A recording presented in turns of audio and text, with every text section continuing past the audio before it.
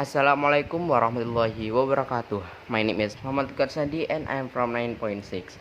Today I will tell about the rise of fake news.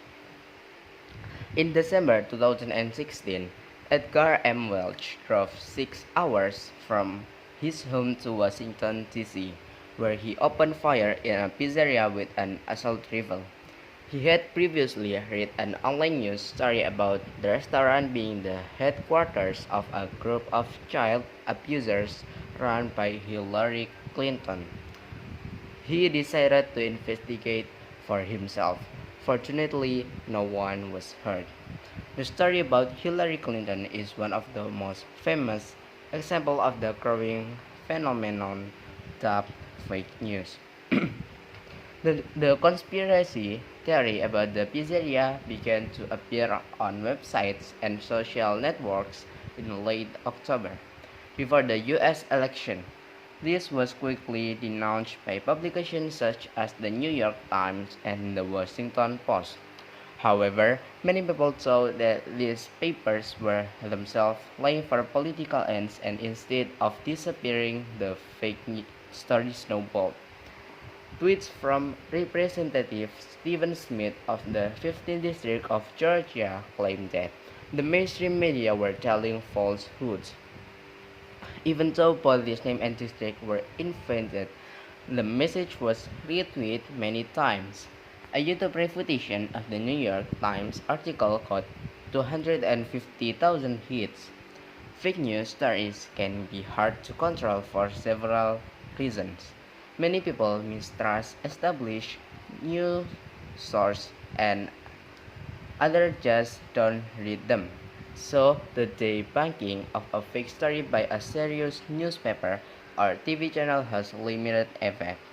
In addition, the internet is very hard to police. When users are caught misusing one media platform, they simply go to another one or start up a website themselves.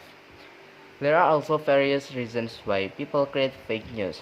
Some have political motives to belittle or incriminate their opponents. Other websites, like The Onion deliberately publish fake news as satire, humorous comment on society and current affairs. Another group is in it for the profit. Many people clicking on entertaining fake news stories can bring in a lot of advertising revenue.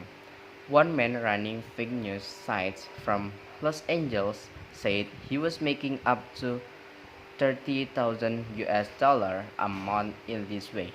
There are also those, like the small town teenagers in Macedonia, who wrote fake news stories about Donald Trump, who seem to be motivated partly by money and partly by boredom. So, what can we do to stop fake news spreading? First, make sure that the website you read are legitimate. For example, by looking carefully at the domain name and the About Us section. Check the source of any quotes or figures given in the story. Remember that amazing stories about famous people will be covered by the mainstream media if they are true. They are true. Only share stories you know are true and let your friends know. Thankfully, when they unknowingly share fake news. Together we can turn around the post-truth world. Thank you for your attention. Sorry if I have a mistake. Wassalamualaikum warahmatullahi wabarakatuh.